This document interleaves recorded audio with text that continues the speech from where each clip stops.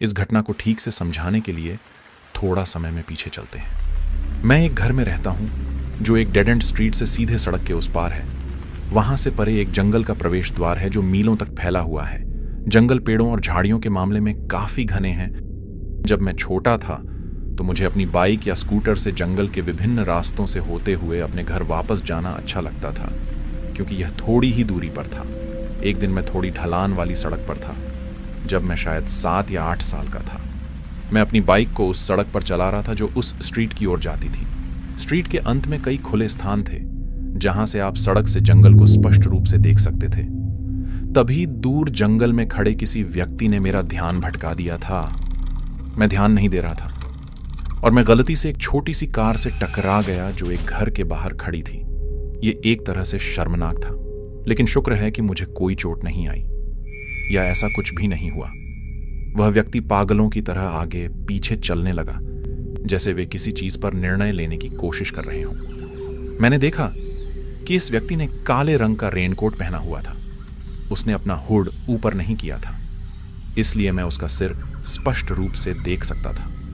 वह एक गंजा अधेड़ उम्र का आदमी था और मुझे पूरा यकीन नहीं है, लेकिन मुझे लगता है कि वह अपने आप से कुछ बात कर रहा था। यह अपने आप में थोड़ा अजीब था, इसलिए मैं उस कार के पीछे छुप गया। मैं भागा और अपना सिर ट्रंक के ठीक ऊपर उठाया ताकि मैं अभी भी देख सकूं कि क्या हो रहा था। तभी मैंने उसके हाथ में कुछ देखा जो लग रहा था। हर बार जब वह ऊपर के पेड़ों में से एक के माध्यम से प्रकाश की किरण के नीचे चलता था तो वह एक तेज चमक के साथ चलता था। यह एक चाकू था और जहां मैं था वहां से मैं देख सकता था कि चाकू पर लाल रंग का निशान था।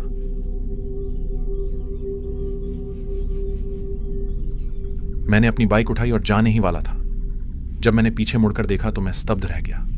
उस आदमी ने चलना बंद कर दिया था और अब मुझे घूर रहा था।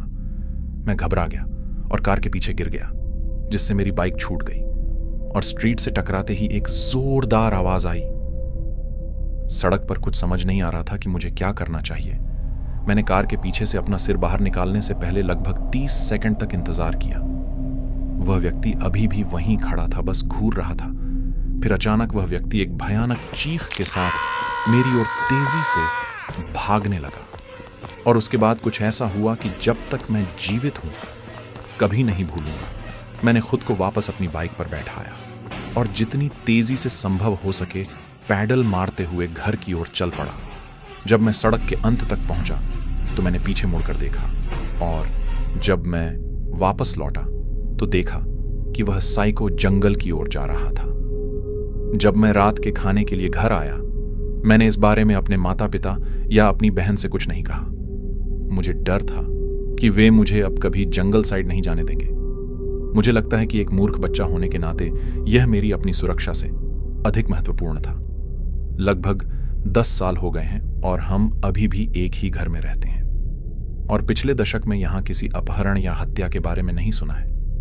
इसलिए मुझे पूरा यकीन नहीं है कि वह व्यक्ति वहां क्या कर रहा था। शायद वह मानसिक रूप से विक्षिप्त था। उसकी दवा के अलावा शायद वह एक पागल नशे का आदी था। चाहे जो भी मामला हो, मुझे खुशी है कि मैं उससे और उसके चाकू से करीब से और व्यक्तिगत रूप से नहीं मिला। मैंने मेरे परिवार के साथ गर्मियों की यात्रा की योजना बनाई थी। हम मेरी चाची और छोटे चचेरे भाई फ्रेड से मिलने जा रहे थे, जो उस समय 13 वर्ष का था। मेरी चाची का घर एक शांत देहाती घर था जो खेतों और गंदगी भरी सड़कों से घिरा हुआ था। घर के सामने और पीछे दोनों तरफ बरामदे थे, जिससे यह प्रामाणिक रूप से देहाती दिखता था, भले ही हम चारों ओर से घिरे हुए थे। ग्रामीण इलाकों की सुंदरता से फ्रेड और मुझे ऊबने में देर नहीं लगी। सूरज ढलने लगा था, रोशनी कम हो रही थी और तापमान घूमने फिरने के लिए एकदम सही था। और मैंने इस समय को कुछ मजे के निमंत्रण के रूप में लेने का फैसला किया। घर के पीछे के मैदान से होते हुए मैदान एक गंदगी वाली सड़क में समाप्त हो गया। हम आधे मील से भी कम चले और एक छोटी कैनिंग फैक्ट्री की पार्किंग में मंद रोशनी देख सकते थे। जिस तरह से गंध आ रही थी, मुझे लगा कि वे शायद उबले हुए पीनट्स की स्मेल थी। हम वास्तव में प्लांट के पीछे तक चले गए, जहां वे रात के लिए डिलीवरी ट्रक पार्क करते हैं। वो ट्रक ऐसे प्रकार के थे जिनके पीछे डबल दरवाजे होते हैं और आपको अंदर जाने के लिए केवल एक तरफ खोलना पड़ता है। फ्रेड पार्क किए गए ट्रकों में से एक के पीछे गया और दरवाजे को खींचा और आश्चर्यजनक रूप से वह खुला था। हम सीधे पीछे की ओर चढ़ गए। यह अंधेरे भरा और खाली था। मैंने हमारे पीछे दूसरा दरवाजा बंद कर दिया, लेकिन मैंने इसे पूरी तरह से बंद नहीं किया और एक छोटी सी दरार छोड़ दी। थोड़ी सी रोशनी का आना हमें सेफ फील करवा रहा था। मेरे पास मेरा सेल फोन था और मैं निश्चित रूप से बेवकूफ की तरह फ्लैशलाइट का उपयोग कर सकता था। हमने सोचा कि हमारे लिए ट्रक के पीछे अपने शुरुआती अक्षरों को ग्राफिटी करना अच्छा रहेगा। हमारी मौज मस्ती खत्म हुई और जैसे ही हम ट्रक से बाहर निकलने वाले थे, फ्रेड को दरवाजे के छेद के माध्यम से किसी की झलक दिखी। वह अपनी जगह पर रुक गया और मुझे भी देखने का मौका देते हुए पूरी तरह से स्थिर हो गया। मैं देख सकता था कि एक आकृति ट्रक के सामने वाले पार्किंग स्थल में चल रही थी। मैंने सोचा कि यह एक सुरक्षा गार्ड हो सकता है। फ्रेड घबराने लगा और उस आदमी को हाइपर वेंटिलेट करने से उसे शक हुआ होगा, क्योंकि उस क्षण वह घूम गया और हमारी दिशा में चलने लगा। मैंने अपना हाथ फ्रेड के मुंह पर रख दिया और हम दोनों बंद दरवाजे के सामने झुक गए। मेरा सिर दरवाजे के सामने सपाट था और एक आंख हल्के से खुले हिस्से से देख रही थी। वह आदमी अब दरवाजों के बीच की दरार के ठीक बाहर खड़ा था, हमसे केवल कुछ ही फीट की दूरी पर। मैं बताऊंगा, मुझे कभी नहीं पता था कि वह दरवाजे के खुले हिस्से से देख रहा था। मेरा दिल इतनी जोर से धड़क रहा था कि मैं इसे अपने गले में महसूस कर सकता था। मैं उसके गंदे सड़े हुए दांत देख सकता था। जैसे ही उसने अपना मुंह खोला और अविश्वसनीय रूप से खांसने लगा, उसने कभी दरवाजे को नहीं छुआ। वह बस घूम गया और प्लांट के प्रवेश द्वार की ओर चलना शुरू कर दिया। तभी हमने एक जोरदार आवाज के साथ सांस लिया। इससे पहले कि मैं नीचे कूदता, मेरे चचेरे भाई का पैर डामर से टकरा गया। हम दोनों ने थोड़ी दूरी पर खड़े एक खौफनाक मंजर को देखा। उसने काले रंग की हुडी और रिप्ड जीन्स पहनी हुई थी। उसके चेहरे पर मुंह से दाहिनी आंख तक एक बड़ा निशान था और मैं उसके टूटे हुए दांत देख सकता था।